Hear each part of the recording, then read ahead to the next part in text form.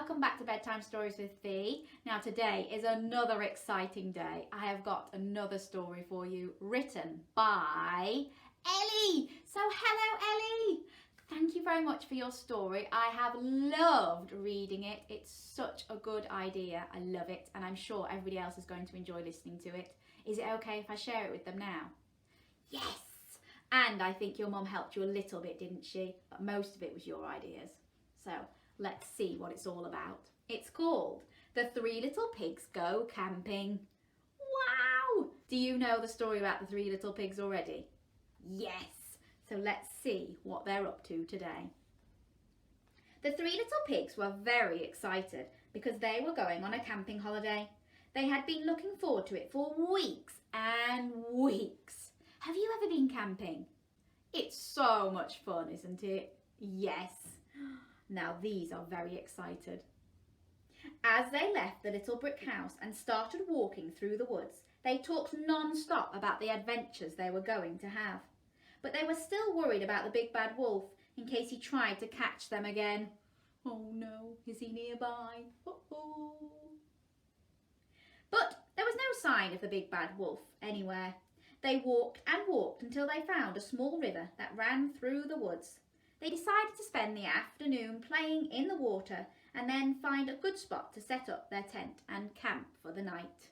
So they found a nice little stream, nice little river that they're going to play in. Should we pretend we're in the water and go splish, splash, splosh, splish, splash, splosh, splish, splash, splosh, splish, splash, splosh.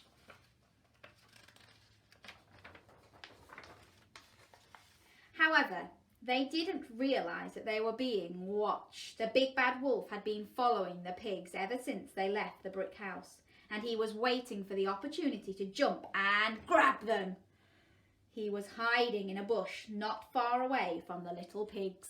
Oh no, can you pretend to be the bad wolf, hiding and looking out, watching to see what they're doing? Nobody can see him. Oh no, I hope he doesn't get the three little pigs. The three little pigs were very hot and they decided to go in the river to cool down. The big bad wolf crept out from his hiding place. He ran towards the three little pigs to grab them, but scattered all over the floor were sharp, spiky conker shells which had fallen from the tree above. The big bad wolf didn't see them and he ran straight across them. Ow! Ow! Ow! Ouch! He yelled as he hopped around on the spiky conker shells. Oh no, that must have been painful. Can you pretend you're standing on them? Ow! Ow! Ow!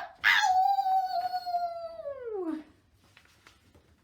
While the big bad wolf was hopping around, the three little pigs quickly grabbed their things and ran away as fast as they could. They ran and ran through the woods until they thought that they might have gone far enough that the big bad wolf wouldn't be able to find them.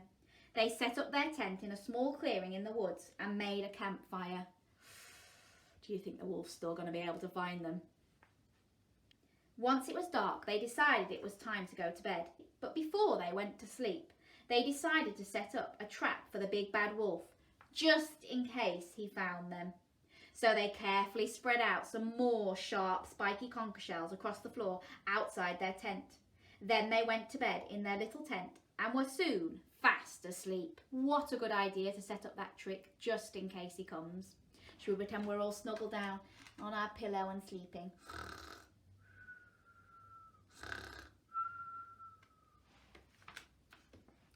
Whilst they were asleep, a dark shadow crept up outside their tent.